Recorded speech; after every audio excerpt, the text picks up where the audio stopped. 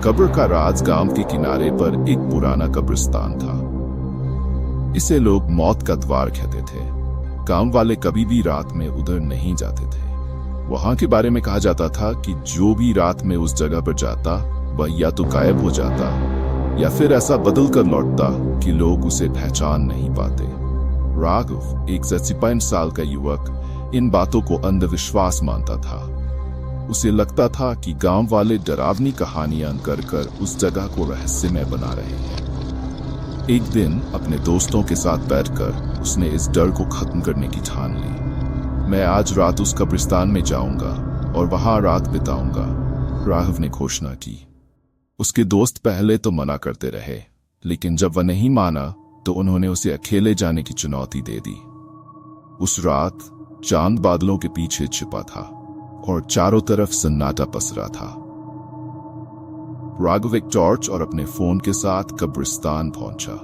Gate पर लगी जंग खाई लोहे की चेन को हटाकर उसने अंदर कदम रखा।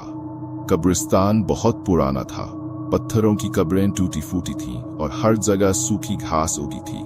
जैसे ही उसने अंदर कदम रखा, उसे ऐसा लगा जैसे हवा अचानक भारी हो गई हो। ठंडी हवा उसके कानों के पास से गुजर रही थी और हर कदम के साथ उसका दिल तेजी से धड़कने लगा। ये सब मेरे दिमाग का खेल है, उसने खुद को समझाने की कोशिश की। राघव एक पुराने पेड़ के पास बैठ गया और अपने फोन पर समय देखने लगा। रात के 2 बजने वाले थे। तभी उसे दूर से किसी के कदमों की आवाज सुनाई दी। कौन है? उसने चिल्लाया, लेकिन कोई जवाब नहीं आया। वह अपनी टॉर्च की रोशनी इधर उधर घुमा रहा था कि तभी उसे एक कब्र से निकलता धुआं नजर आया। वह घबराया और उस ओर बढ़ने लगा। जैसे ही वह करीब पहुंचा, उसने देखा कि धुआं एक अजीब सी आकृति बना रहा था।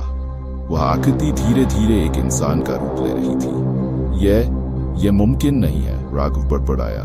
अचानक वह आकृति उसकी ओर पलटी। उसकी आंखें जलती हुई लाल थीं। वह धीरे धीरे राघव की ओर बढ़ने लगी। राघव ने पीछे हटने की कोशिश की, लेकिन उसके पैर जमे हुए लग रहे थे। वह चीखना चाहता था, लेकिन उसकी आवाज जैसे गले में फंस गई थी। तुमने हमें परेशान क्यों किया? वह आकृति फुसफुसाई।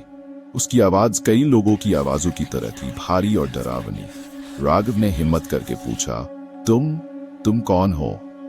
हम वो हैं जो यहाँ सो रहे थे, लेकिन तुमने हमारी शांति भंग की, वह आकृति बोली।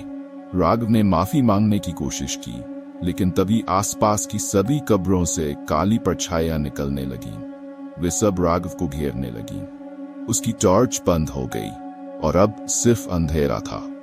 अगली सुबह गांव वाले राघव को ढूंढने निकले। उन्हें कब्रिस्तान के पास उसका फोन मिला, लेकिन राघव का कोई नामो निशान नहीं था। गेट पर खून से लिखा था, जो हमारी नींद में खलल डालेगा वह कभी वापस नहीं जाएगा। कहते हैं कि अब भी रात में उस कब्रिस्तान से राघव की चीखें सुनाई देती हैं।